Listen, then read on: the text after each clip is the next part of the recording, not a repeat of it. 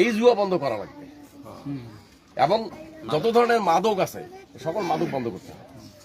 আপনারা হয়তো জানেন যে নীলফামারী সদর উপজেলার বিভিন্ন জায়গাতে মাদক এবং জুয়া বন্ধ করার জন্য কমিটি হয়েছে। একটা ওয়ার্ডে যদি লোক থাকে 5,000, এই 5,000 লোকের মধ্যে খুব বেশি হইলে পরে মাদক আর জুয়ার সাথে জড়িত লোক আছে হইলে মনে করেন 100, নাই 500 লোকে হইলে অসুবিধা নাই। মাদক আর জুয়ার সাথে সম্পর্কিত ব্যক্তি 500 জন মনে করেন, মাদক বেচায়, মাদক খায় আর জুয়া অ্যারেঞ্জ করে, 500 লোক হবে। বাকি থাকলো কয়জন? 4,500 লোক থাকবে। ওই 500 সাথে কি 4,500 লোক জিতবে না? মারামারি করে জিতবে? জিতবে না, অবশ্যই জিতবে। তাই 4,500 লোক ঐক্যবদ্ধ হন। আমরা আমাদের এলাকায় কোনো জুয়া রাখবো না, কোনো মাদক রাখবো না।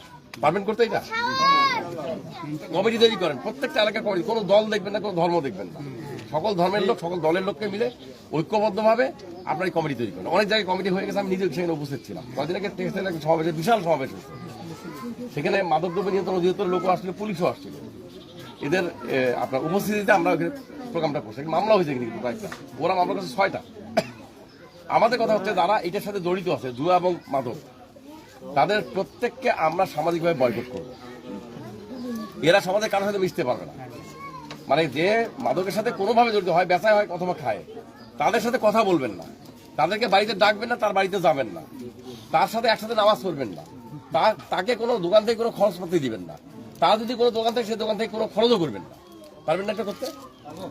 আগে কমিটি হন, আগে ঐক্যবদ্ধ হন, আর সকল ধরনের এই ধরনের বয়কটের একটা সিদ্ধান্ত নেন, কোনোভাবে তাদের সাথে সম্পর্কিত থাকবেন না।